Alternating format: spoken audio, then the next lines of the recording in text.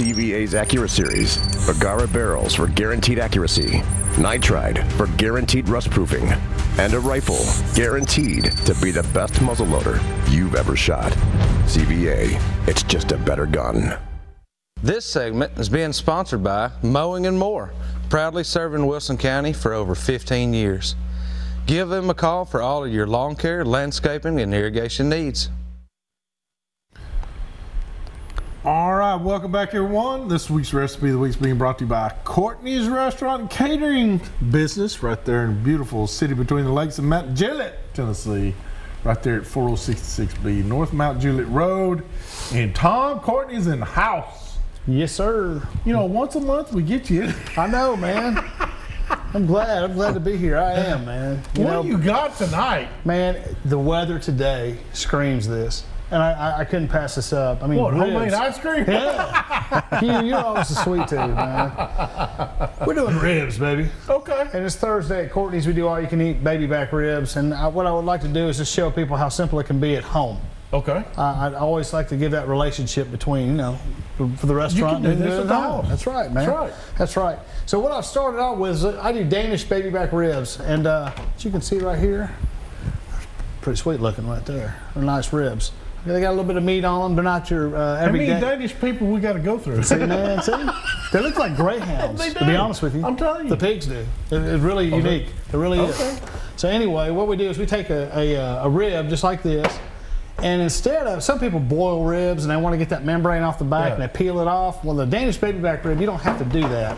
All you have to do is basically take a sharp knife.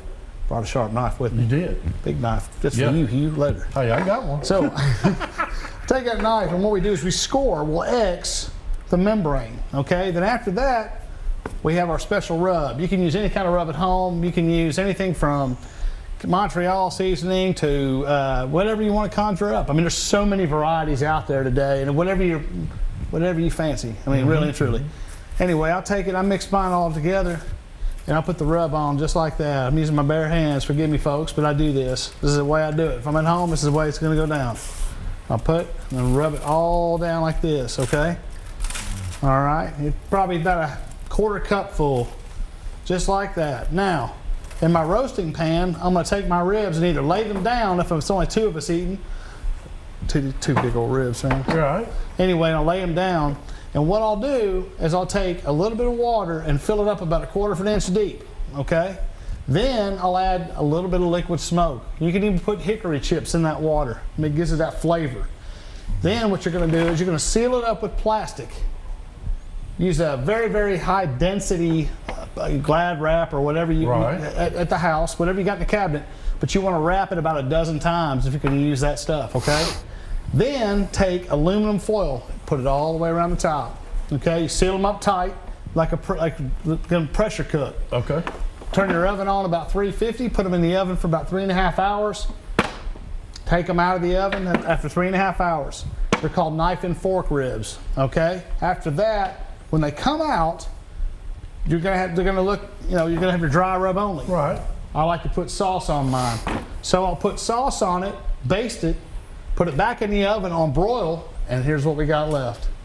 Goodness. Yes, sir. And they are very good, perfect. Very tender, fall off the bone. Watch that. There you go. That's what you want.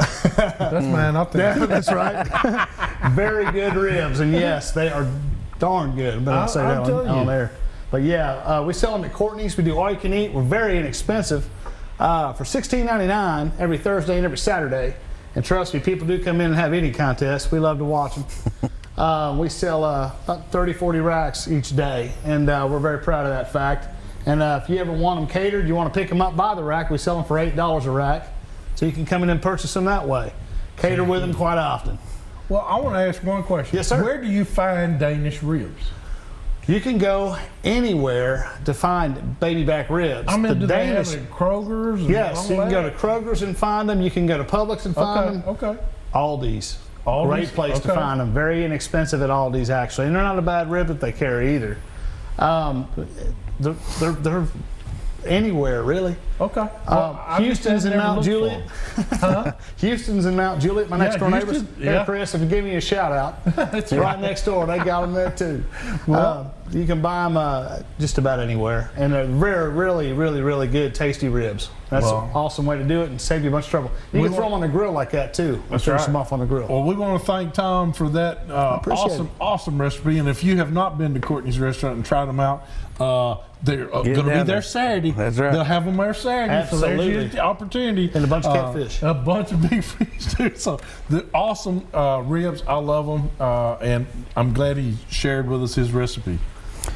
That's right, guys. We're going to take a quick break. When we come back, we're going to do this week's calendar of the events for you, and we'll wrap up this week's Southern Woods and Waters.